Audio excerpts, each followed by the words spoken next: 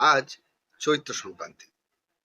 সারা বাংলা জুড়ে আজকের দিনেই এক প্রাচীন ঐতিহ্যশালী সংস্কৃতি পালন হয়ে আসে, সেটি চড়ক উৎসব। এই চড়ক উৎসবের একটি অন্যতম গুরুত্বপূর্ণ অঙ্গ হলো শিবভক্তরা আজকের এই চড়ক উৎসবের দিন নিজেদেরকে বিভিন্ন রকম শারীরিক আঘাত দিয়ে শারীরিক ক্ষয়ের মাধ্যমে মহাদেবকে সন্তুষ্ট করার চেষ্টা করেন। কোথাও হয় বানফোড়া, কোথাও হয় ঝাঁপ।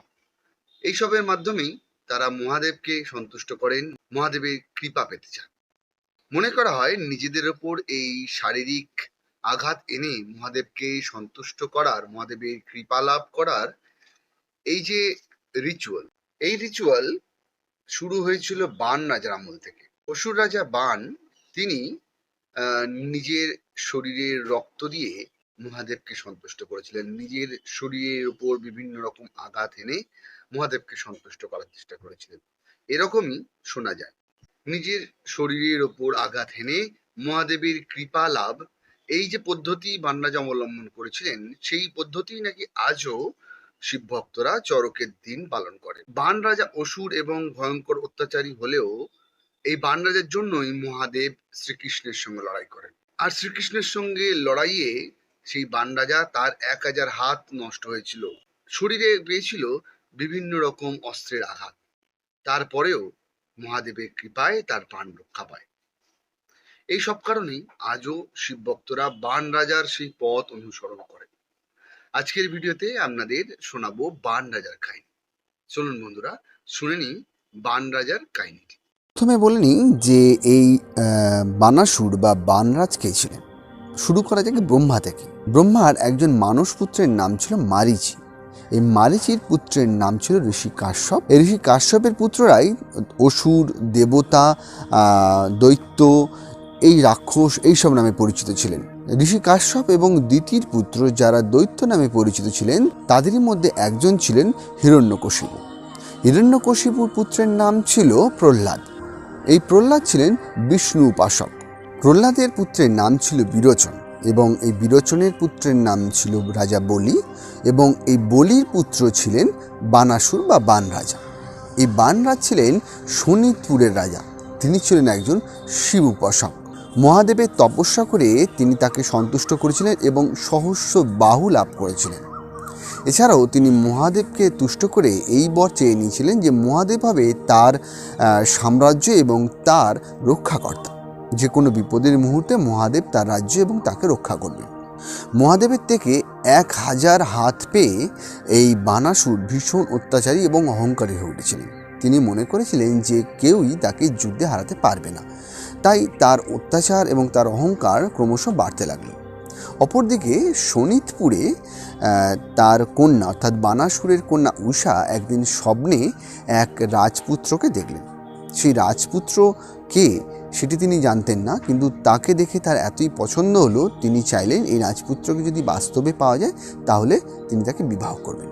বানাসুরের কন্যা উষা যখন তার এই স্বপ্নের কথা তার এক প্রিয় বান্ধবীকে বললেন, তখন সেই বান্ধবী জাদু বলে সেই স্বপ্নে দেখা রাজপুত্রকে খুঁজে বের করলেন। সেই রাজপুত্র আর কেউ নন, কৃষ্ণের পৌত্র অনিরুদ্ধ। কৃষ্ণ এবং রুক্মিণীর পুত্র ছিলেন প্রদ্যুম্ন এবং প্রদ্যুম্নের পুত্র ছিলেন অনিরুদ্ধ। এই অনিরুদ্ধকেই বানাসুরের কন্যা উষা তিনি তার স্বপ্নে দেখেছিলেন। তখন উষার অনুরোধে তার সেই বান্ধবী তিনি মায়া বলে সেই অনিরুদ্ধকে তিনি কিডন্যাপ করলেন এবং নিয়ে এলেন শোণিতপুরে রাজপ্রাসাদের অন্তর্মহলে, যেখানে উষা থাকেন। এবং উষার কাছে আনার পর উষা অনিরুদ্ধকে প্রেম নিবেদন করে এবং বানাসুরের কন্যা উষার কাছে অনিরুদ্ধ প্রায় 1 মাস ছিলেন। এই খবর যখন বানাসুর জানতে পারল, তখন তিনি অনিরুদ্ধকে বন্দি বানালেন এবং তাকে তিনি নাগ পাশে আবদ্ধ করলেন। অনিরুদ্ধের বন্দি হওয়ার খবর গেল যাদবদের কাছে।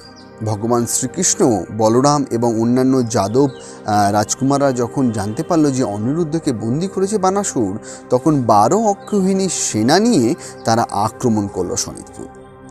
এবং যখন শোণিতপুর এবং যাদবদের মধ্যে ভীষণ যুদ্ধ হচ্ছে, সেই যুদ্ধের সময় কৃষ্ণের সঙ্গে বানাসুরের যুদ্ধ শুরু হলো। কৃষ্ণ বিভিন্ন অস্ত্র দিয়ে যখন বানাসুরকে ক্ষতবিক্ষত করছেন, তখন ভগবান মহাদেব সেখানে উপস্থিত হলেন, কারণ তিনি ছিলেন বানাসুরের রক্ষাকর্তা এবং শোণিতপুরের রক্ষাকর্তা। এবার সেই যুদ্ধ হলো কৃষ্ণ এবং মহাদেবের মধ্যে। একে অপরের দিকে প্রবল অস্ত্র প্রয়োগ করতে লাগলো। কৃষ্ণ ব্রহ্মাস্ত্র প্রয়োগ করেন, তো মহাদেব পাশুপত অস্ত্র প্রয়োগ করেন, কিন্তু কেউই কাউকে কোনো ক্ষতি করতে পারল না। এমন সময় ভগবান শ্রীকৃষ্ণ মহাদেবের উদ্দেশ্যে এক অদ্ভুত অস্ত্র প্রয়োগ করলেন, যে অস্ত্রটার নাম ছিল জিহ্বনাস্ত্র। এই জিহ্বনাস্ত্র প্রয়োগের ফলে মহাদেব ঘুমিয়ে পড়েন। ঠিক সেই সময় ভগবান শ্রীকৃষ্ণ তার সুদর্শন চক্র দিয়ে তিনি বানাসুরের 1000 হাতকে কেটে ফেলেছিলেন, এবং যখন বানাসুরের 1000 হাত কাটা পড়ল, তখন বানাসুর নিস্তেজ হয়ে পড়ে এবং তার সকল অহংকার চূর্ণ বিচূর্ণ হয়ে যায়। ঠিক এমন সময় ভগবান মহাদেব আবার নিদ্রা থেকে জেগে উঠলেন। তখন তিনি ভগবান শ্রীকৃষ্ণকে অনুরোধ করলেন যে যেন তিনি বানাসুরকে প্রাণে হত্যা না করেন, কারণ ভগবান শিব ছিলেন তার প্রাণের রক্ষাকর্তা।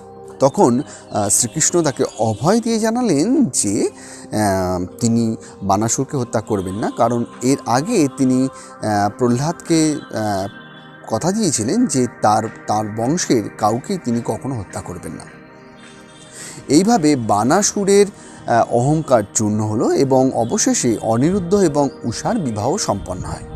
বানাসুরের এই কাহিনী থেকে আমরা এটা নিশ্চয়ই বুঝলাম যে ভগবান শ্রীকৃষ্ণের সঙ্গে যখন বানাসুরের ভীষণ যুদ্ধ হচ্ছে, তখন ভগবান মহাদেবই তাকে প্রাণ রক্ষা করেছিলেন, এবং কৃষ্ণের নানা অস্ত্র প্রয়োগে ক্ষতবিক্ষত হওয়ার পরেও তিনি ভগবান মহাদেবের কৃপায় প্রাণ রক্ষা পেয়েছিলেন, এবং একজন অসুর হয়েও মহাশিবভক্ত হওয়ার কারণে ভগবান মহাদেব স্বয়ং শ্রীকৃষ্ণের বিরুদ্ধেও তিনি যুদ্ধে অবতীর্ণ হয়েছিলেন।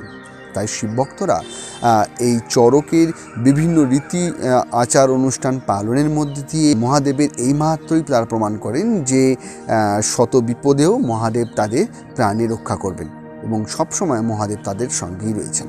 তাই আমাদের দুই বাংলার গ্রাম অঞ্চলে আজও চৈত্র সংক্রান্তির দিন চড়ক উৎসব পালন হয়, এবং এই চড়ক উৎসবে মানুষ নানাভাবে মহাদেবকে সন্তুষ্ট করেন এবং মহাদেবের মাহাত্ম্যকে প্রচার করেন। দর্শক বন্ধুরা, শুনলেন তো ভান্ডারের কাহিনী। কেমন লাগলো এই কাহিনীটি অবশ্যই নিচের কমেন্টে লিখে জানান। ভিডিওটি ভালো লাগলে লাইক করতে ভুলবেন না, আর যারা চ্যানেলে নতুন এখন সাবস্ক্রাইব করেনি, অবশ্যই এই চ্যানেলটিকে সাবস্ক্রাইব করে রাখুন।